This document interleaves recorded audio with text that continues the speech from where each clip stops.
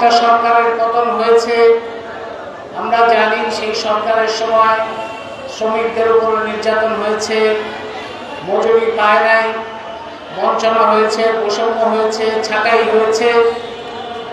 সেই সরকারের পতন হলো গণঅভ্যুত্থানের মধ্যে দিয়ে, যে গণঅভ্যুত্থানে আপনারাও শহীদ ছিলেন।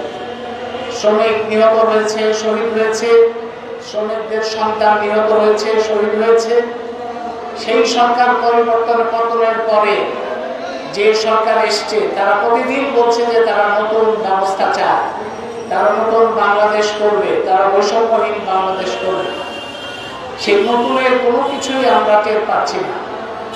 আমরা দেখেছি হাসিনার আমলে পুলিশ যেভাবে শ্রমিকদের উপর আক্রমণ করেছে, এই সরকারের সময় পুলিশের আক্রমণে কোনো ধরনের পার্থক্য না। সেই সময় পুলিশ যেভাবে অন্যায় অত্যাচার করেছে তার কোনো রকম পার্থক্য আমরা এই সরকারের সময় দেখি না। সেই সময় মন্ত্রীরা যে ভাষায় কথা বলত, এখনকার শ্রম উপদেষ্টা, অন্যান্য উপদেষ্টা যারা আছে, স্বরাষ্ট্র উপদেষ্টা, তাদের মুখে আমরা একই রকম কথাই শুনছি।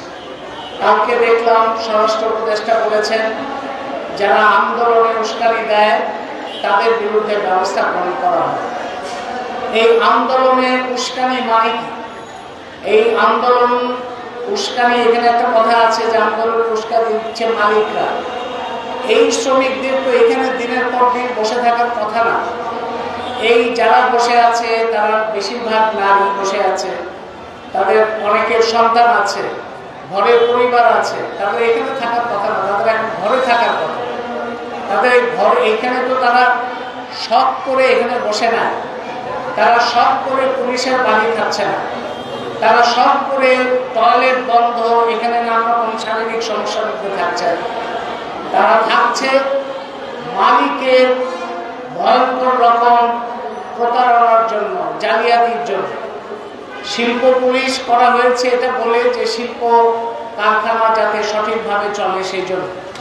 যদি শিল্প পুলিশ ঠিকমতো কাজ করত তাহলে এই মালিকদেরই তার গ্রেপ্তার করার কথা, এই মালিকদের জেলখানায় নিয়ে যাওয়ার কথা, এই মালিক কথা না শুনলে তার উপরে হামলা করার কথা।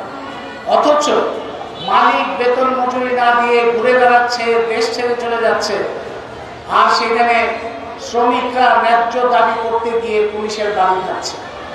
আর আন্দোলনের উস্কানির কথা বলছেন।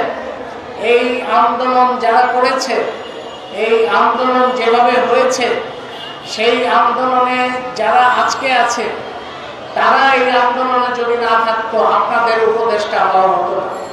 এরা আন্দোলন করেছে বলেই গণঅভ্যুত্থান হয়েছে, এদের আন্দোলনের কারণে সরকার পরিবর্তন হয়েছে, সরকার পরিবর্তন হয়েছে বলে আপনারা এখন উপদেষ্টা হয়েছে। এই শ্রমিকরা আজকে এই যে মজুরি এবং বেতনের কথা বলছে, আজকে রোজার মাস, আমি জানি যে আপনাদের অনেকের সেহরি খাওয়া হয় না। এই রোজার মাসে আপনারা অনেকে ইফতার ঠিকমতো করতে পারেন না।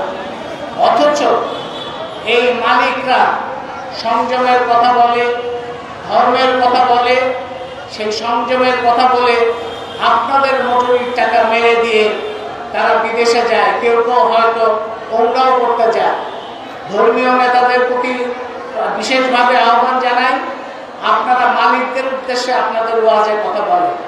যে মালিকেরা বঞ্চনা করে, যে মালিকেরা মজুরি দেয় না, যে মালিকেরা কথা দিয়ে কথা রাখে না, যে মালিকেরা মুনাফাইক হিসেবে ভূমিকা পালন করে, যে মালিকেরা শ্রমিকদের বাড়তি খাটায় কিন্তু বাড়তি পয়সা দেয় না, মাসের পর মাস বকেয়া রাখে, তাদের বিরুদ্ধে আপনাদের রায় কি হবে, তাদের ফতোয়া কি হবে, তাদের কি উমরা হবে, তাদের কি হজ হবে, তাদের কি নামাজ হবে, তাদের কি রোজা হবে?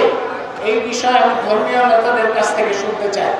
তারা শ্রমিকদের বঞ্চনা করবে, শ্রমিকদের অত্যাচার করবে, শ্রমিকদের পাওনা মেরে দিয়ে তারপরে তারা ধর্মের কথা বলবে, ধর্মের কথা বলবে, ধর্মীয় নেতাদের বিভিন্নভাবে ব্যবহার করবে। এটা তো হতে পারে না। আজকে কেউ কেউ বলেন, সরকারের মধ্যে কেউ কেউ বলেন এটা তো মালিকের বিষয়, সরকার কি করবে?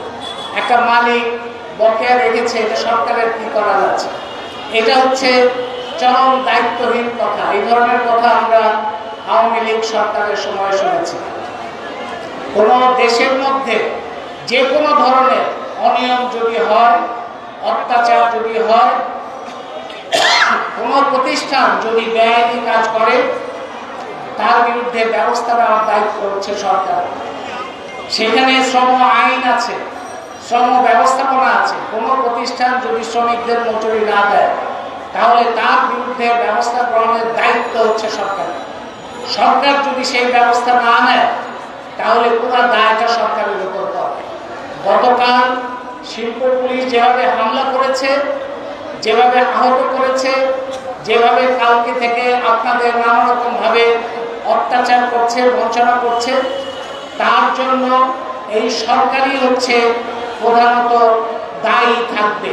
যে দাবি নিয়ে আপনারা আন্দোলন করছেন, আপনারা লক্ষ্য করেছেন আপনাদের আন্দোলনের পাশে শিক্ষার্থীরা আছে, শিক্ষকেরা আছে, শ্রমিক নেতৃবৃন্দ আছে, রাজনৈতিক নেতৃবৃন্দ, তারাও সকলে না হলেও যারা শ্রমিকদের পক্ষে কাজ করে তারা আছে। কাজেই আপনারা কখনোই নিজেদের একা ভাববেন না। এই দেশে বহু মানুষ আপনাদের সাথে আছে। আপনাদের মানসিক শক্তি রাখতে হবে, ঐক্য বজায় রাখতে হবে এবং সবসময় মনে রাখবেন যে আপনারা সত্যের পক্ষে, ন্যায়ের পক্ষে কাজ করছেন, অন্যায়ের বিরুদ্ধে কাজ করছেন। সুতরাং আপনাদের নৈতিক অবস্থান অনেক উঁচুতে। আপনাদের পরাজয়ের কোনো সুযোগ নাই। আপনাদের পক্ষে সত্য আছে, ন্যায় আছে। আপনাদের এই দৃঢ়তা দিয়ে যদি আপনারা ঐক্যবদ্ধ থাকতে পারেন, আপনাদেরকে পরাজিত করে, আপনাদেরকে নানানভাবে এইভাবে দিনের পর দিন, বছরের পর বছর প্রতারণা করে টিকে থাকে, এটা কারো ক্ষমতা নাই। শেখ হাসিনা সরকার টেকে নেয়, কেউই টিকবে না যদি শ্রমজীবী মানুষ জনগণের সাথে প্রতারণা বা বঞ্চনা করে। সুতরাং আজকের এই সমাবেশ থেকে গণতান্ত্রিক অধিকার কমিটি বাংলাদেশের গণতন্ত্রকামী, মুক্তিকামী, জনগণের পক্ষে কাজ করা অসংখ্য মানুষের একটা সংগঠন। এই গণতান্ত্রিক অধিকার কমিটির পক্ষ থেকে আপনাদের প্রতি, আপনাদের আন্দোলনের প্রতি পূর্ণ সম্মতি জানাই।